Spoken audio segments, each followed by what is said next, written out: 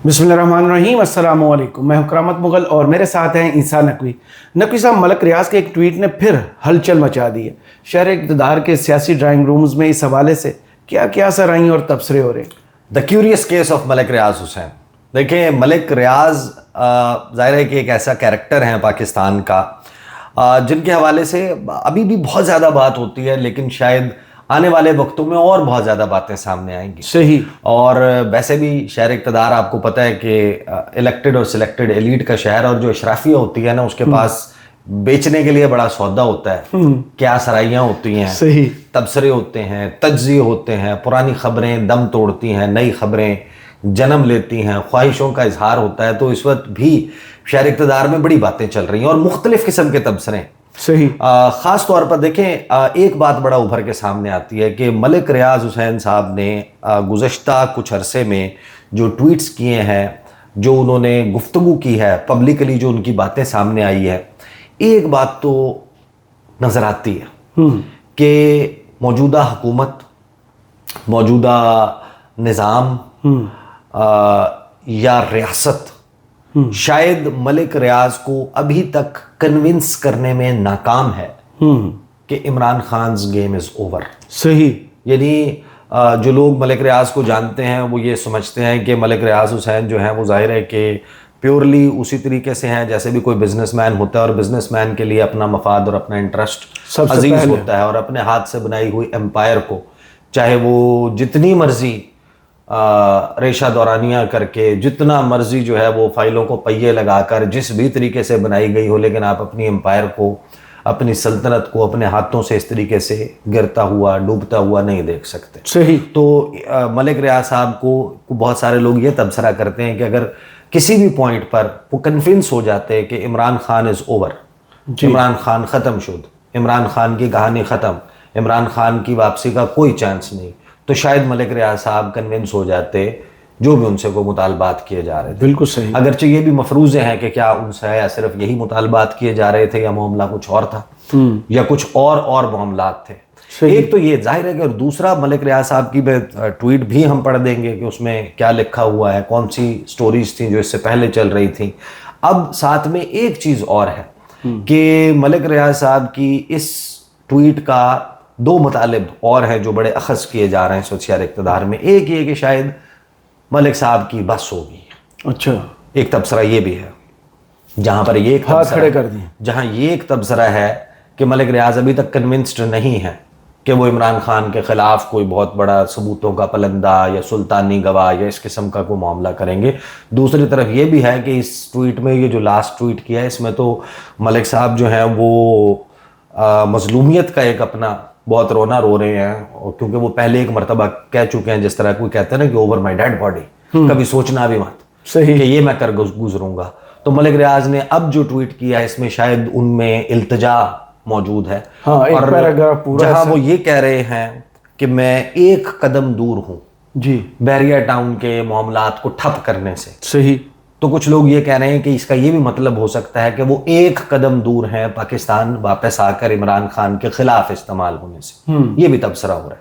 लेकिन जरा सबसे बिल्कुल ठंडे दिल से आप सिर्फ हम मलिक रियाज का ट्वीट पढ़ लेते हैं और फिर the curious case of Malik Riyaz. देखें, मलिक रियाज के दी मलिक रियाज बनने का सफर जो है वो 42 माह का नहीं है जी। मलिक रियाज के दी मलिक रियाज बनने का सफर इमरान खान के इक़्तिदार के सूरज के साथ तलू गरूब नहीं हुआ। बिल्कुल ऐसी है। मलिक रियाज की कहानी कई दिहाइयों पर 90s के एंड में शुरू की है, शामिल है जी, मुहित है। और उस दिहाइयों में, उन दिहाइयों में उनके यहाँ कौन कौन मुलाजिम रहा, किस किस जगह से रिटायर, कौन सी जुडिशरी, कौन सी ब्यूरोक्रेसी, कौन सी मिलिट्री टॉप ब्रास से लेकर आपके foreign service of Pakistan, police service of Pakistan, DMG group, media, कौन कौन है जो मुस्तफीज नहीं हुआ। सही। कौन है जो जिसने इस गंगा में हाथ बहती गंगा में हाथ, कौन है जो इस हमाम में आकर कपड़े उतार के नंगा नहीं हुआ। तो ये मामलात देखें, मलिक रियाज जो बन गया है मलिक रियाज, उसमें जाहिर है कि बहुत सारे ऐसे वाक़यात भी होंगे जब आप प्रॉपर्टी से रिलेटेड, लैंड से रिलेटेड मामलात में होते हैं तो फिर लैंड ग्रैबिंग भी हुआ करती है जी, बहुत कुछ होता है। लेकिन आप अंदाज़ा लगाएं, जो सबसे दिलचस्प बात है इस कहानी में, मुझे 20 साल हो गए हैं, आपको को 25-27 साल हो गए हैं मीडिया में और मेन स्ट्रीम मीडिया में काम किया है।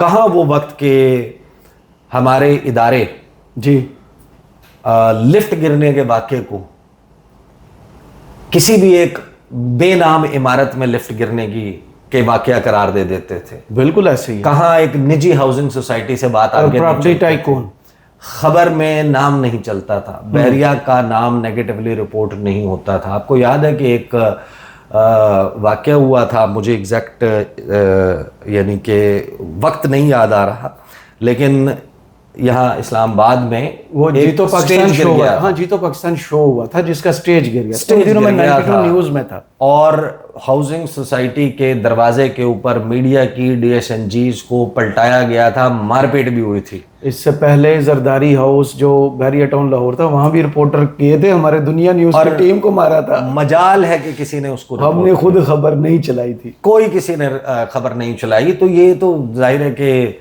बिलावल हाउस से लेकर और 555 नंबर की गाड़ियों से लेकर फिर इमरान खान साहब के ऊपर लगने वाले इल्ज़ामात से लेकर मियां मोहम्मद नवाज शरीफ के दौर में क्या मलिक रियाज साहब ट्रिनिडाद एंड टोबागो शिफ्ट हो गए थे या वो कुस्तुनतुनिया के मुकीम हो गए थे?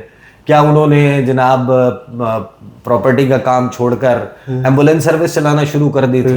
क्या उन्होंने हाउसिंग सोसाइटियां बनाना बंद कर दी थी? तो सबके दौर में हुआ है ना। बिल्कुल ऐसे तो the rise and fall of Malik Riyaz is not with the rise of Imran Khan as prime minister and his ouster. Absolutely absolutely. Malik Riyaz साहब ट्वीट करते हैं, मलिक रियाज साहब कहते हैं कि मेरे जान से अजीज पाकिस्तानी भाइयों बहनों, मैं आज इंतहाई अफसोस और कर्ब के साथ ये आगाह करना चाहता हूँ कि गुज़श्ता चंद माह के दौरान हुकूमती इदारों की जानिब से पै दर पै बेमिसाल दबाव, दर्जनों स्टाफ अरकान की गिरफ्तारियों, कंपनी के तमाम बैंक अकाउंट्स की मुंजमदी, अमले की गाड़ियों की जब्तगी और दीगर सख्त इकदाम के बाइस बहरिया टाउन का मुल्क भर में ऑपरेशन शदीद तौर पर मफलूज हो चुका है।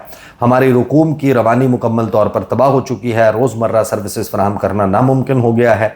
हम अपने दसियों हज़ारों स्टाफ की तनख्वाहें अदा करने के काबिल नहीं हैं और हालात यहाँ तक पहुँच चुके हैं कि हम पाकिस्तान भर में बहरिया टाउन की तमाम सरगर्मियाँ मुकम्मल तौर पर बंद करने पर मजबूर हो रहे हैं। हम इस आखिरी कदम से एक कदम पीछे ज़रूर हैं, लेकिन ज़मीनी हालात लम्हा बलम्हा बदतर होते जा रहे हैं। ये सूरत हाल इस इदारे के बुनियादी ढांचे को मफलूज कर चुकी है, जो 50,000 मेहनती अफराद पर मुश्तमिल है। कई सीनियर मुलाजमीन ताहाल लापता हैं, सर्विसेज मुअत्तल हैं, तरक्याती मंसूबे रुक चुके हैं और हमारी कम्युनिटीज़ में मामूल की देखभाल और सहूलियात की फराहमी शदीद मुतासर हो चुकी है। ये कैफियत हमारे वतन अजीज़ की मईशत के लिए भी किसी शदीद बहरान से कम नहीं है। कराची से लाहौर और इस्लामाबाद तक बहरिया टाउन में लाखों पाकिस्तानियों की खरबों रुपए की सरमायाकारी मुंजमद हो चुकी है। सैकड़ों अरब रुपए के कमर्शियल मंसूबे तकमील से पहले ढेर हो चुके हैं। अच्छा, कुछ लोगों के कहना बहुत सॉफ्ट और बहुत डिफरेंट मौक़िफ़ है। हाउसिंग सोसाइटियों के हवाले से, इस अननेचुरल ग्रोथ ऑफ सिटीज़ के हवाले से, इस क्लास डिफरेंस के क्रिएट होने के हवाले से और लोगों का काला धन इन हाउसिंग सोसाइटियों में छुपने के हवाले से और एक डेड इन्वेस्टमेंट के हवाले से मेरा मौक़िफ़ मैं बारहा जो है वो अपने चैनल के ऊपर मुख्तलिफ वीडियोज़ में बयान कर चुका हूँ। लिहाजा मलिक रियाज साहब की ये जो बात है इसके ऊपर आखिर में चंद जुमले जो है वो मज़ीद मैं अर्ज़ कर दूंगा, लेकिन फिर आगे वो ये लिखते हैं कि हज़ारों ख़ानदान बेयकीनी और जहनी अजियत का शिकार हैं। हमें अपने लाखों रिहायशियों और स्टेक होल्डर से दिली माजरत है जिन्हें हमारी मजबूरी की वजह से परेशानी का सामना करना पड़ रहा है। मैं अपने तमाम मुसीबत के हमारे ख़ानदानों का शुक्रिया अदा करता हूँ। इन बेरहम हालात में भी आपने सब्र का दामन और हौसला नहीं छोड़ा, लेकिन इन तमाम मुश्किलात के बावजूद हमारा पाकिस्तान से इश्क, वफादारी और ख़िदमत का जज्बा आज भी वैसा ही है। 2 दिहाइयों में बहरिया टाउन में जो कुछ पाकिस्तान के लिए किया, कराची, लाहौर और इस्लामाबाद में आलमी मेयार की बस्तियाँ, लाखों रोज़गार और कौमी ख़जाने में अरबों रुपए की शराकत, ये सब तारीख़ का हिस्सा है और कौम की इज्तमाही तरक्की का सबूत है। आज भी मेरा दिल यकीन से भरा हुआ है कि पाकिस्तान के इदारे इंसाफ, अक्ल और तदब्बुर से काम लेंगे और वो हमें इस मुश्किल मोड़ से बाहर निकालने में मस्बत किरदार अदा करेंगे। आखिर में दिल की गहराइयों से आखिरी अपील करना चाहता हूँ कि हमें संजीदा मुकालमे और बावकार हल की तरफ वापसी का मौका दिया जाए। इस मकसद के लिए किसी भी आर्बिट्रेशन में शरीक होने और उस फैसले पर 100% अमल दरामद की यकीन दहानी कराते हैं। इस मौके पर मैं ये भी यकीन दिलाता हूँ कि अगर आर्बिट्रेशन का फैसला हमारी जानिब से रुकूम की अदायगी चाहेगा तो हम उसकी अदायगी यकीनी बनाएंगे इंशाअल्लाह। यानी उन्होंने कहा कि अगर मेरे तो कोई जुर्माना चट्टी है तो मैं उम्मीद वास्ते राजी हूँ। हम दिलो जान से पाकिस्तान के अवाम और रियासत के मुक़्तदर तरीन इदारों के लिए अपने तन मन धन कुर्बान करने का जज्बा रखते हैं। अल्हम्दुलिल्लाह हम वतन अजीज़ के लिए अपनी खिदमात को बरकरार रखना चाहते हैं, ना कि इन हालात में खामोशी से रुखसत हो जाएंगे। अपील है इसमें, ज़ाहिर है कि एक इल्तजा मौजूद है जो मलिक रियाज हुसैन ने की, लेकिन मलिक रियाज के बाकी जो आप इससे पहले के ट्वीट्स देखें तो वो उन ट्वीट से ये कदर मुख्तलिफ है। मलिक रियाज इसमें रिवर्स गियर की सहूलत रखी कि मेरे ऊपर गवाही के लिए दबाव है और यानी कि मैं कुछ भी हो जाए। उस केस में अब इमरान खान को सजा हो चुकी, अब इनकी गवाही मैटर ही नहीं करती। हाँ नहीं, पहले कह चुके ना, कुफ्र का निज़ाम चल सकता है, जुल्म का नहीं। मलिक रियाज वादा माफ गवाह नहीं बनेगा, जो चाहे मुझ पर जुल्म करो। ये 29 मई 2024 का ट्वीट है।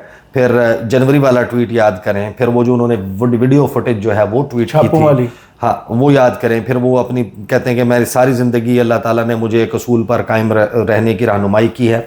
बहरहाल वो ये सब कुछ करते रहे हैं। एक वक्त तक एक बात तो तय है कि मलिक रियाज हुसैन जो है वो अभी तक शायद ये कन्विंस नहीं हो पाए, या वाकई वो उनके अंदर को बहुत बड़ा ये बदलाव आ गया कि उनके कारोबारी मफाद से ज़्यादा को उनके असूल हैं जिनके ऊपर वो चलना चाहते हैं। अलबत्ता मलिक रियाज हुसैन साहब जो हैं उनका मौक़िफ़ यही रहा है कि अगर आज मैं इमरान खान के खिलाफ इस्तेमाल हो जाऊंगा तो कल को जरदारी साहब के खिलाफ भी होऊंगा, परसों को नवाज शरीफ साहब। अब मामला ये है कि जो मलिक रियाज साहब का चाहे वो कराची वाले मामलात हों, आसिफ अली जरदारी साहब वाले मामलात हों, मियाँ साहब एवन फील्ड अपार्टमेंट्स और वो अपार्टमेंट्स कोई ख़रीदो फरोख्त के मामलात हों, इमरान खान के साथ मामलात हों, सारे के सारे कहीं ना कहीं पर्दे के पीछे रहे जी, और उनके ऊपर ऐसे गहरे सवालात मौजूद हैं।